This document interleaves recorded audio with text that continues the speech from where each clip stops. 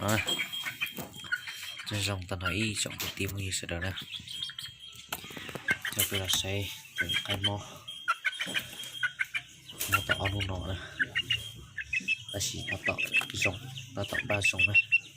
Cái khó dòng thế này chỉ có một chút nó. Cái chạy nó thế mà còn những cái mò nó mà còn nhớ chặt lấy những cái mò để ra sư.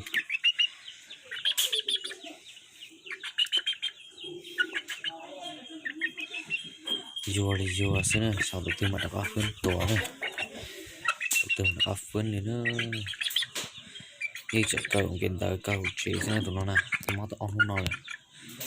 sạt tại ta đi nha.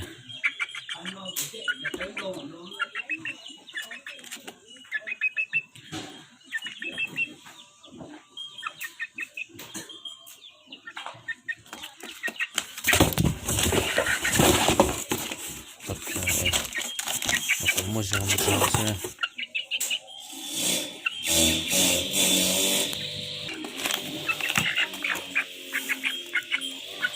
Xây công ty cho mò thì nó là một số nó cũng mò vào mà ia theo đi theo số mình chỉ có nó ba biếng xây chua này xây chua này chua chè vừa sủa cây theo sủa mà ia theo xíu chua cho nó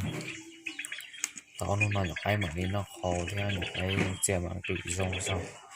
đi từ ra trong tu nó chỉ có bùi đến gì nè lúa dân chua này chỉ có bù có tiền nè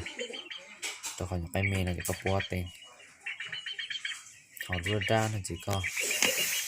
này khi số xin nè tiểu nên bao thế ạ nên bao thế khi số thì nó nhưng mà tụi con gối xí thì nó tao xem chắc khi nào bùi luôn ta chỉ muốn chỗ mà mó sờ ra chẳng hạn kia nói chỗ mó xí dọc ấy thì lúc xí thêm thì học cần thêm cái này học cần tiền kỳ thế này thì nó mua các lại lố là tiền tiền kỳ thế đó lúc tiền này còn này chạy qua tổ hơi bị rong là tiền kỳ thế này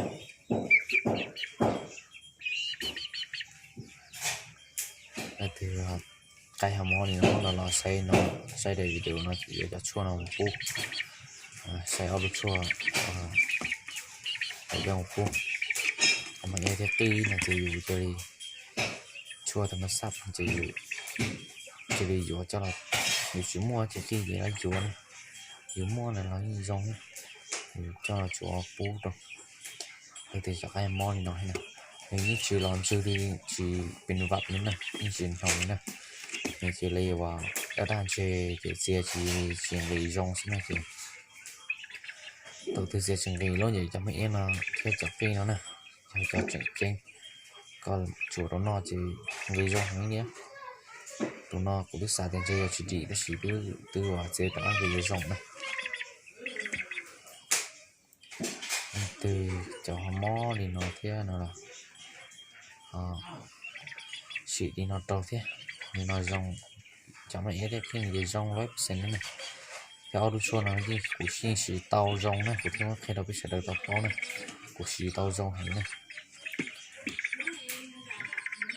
cái chỗ ở những chỗ này soi dọc đoàn tàu thế là rồi nhiều ai mình ốp tiền xí chẳng phải hết theo chắc cái này có món chùa tàu ok mó chỉ có món tàu non hay lọc em nghĩ giả thôi chỉ thầu chia chỉ xả lấy chỉ còn tàu đây cái giống này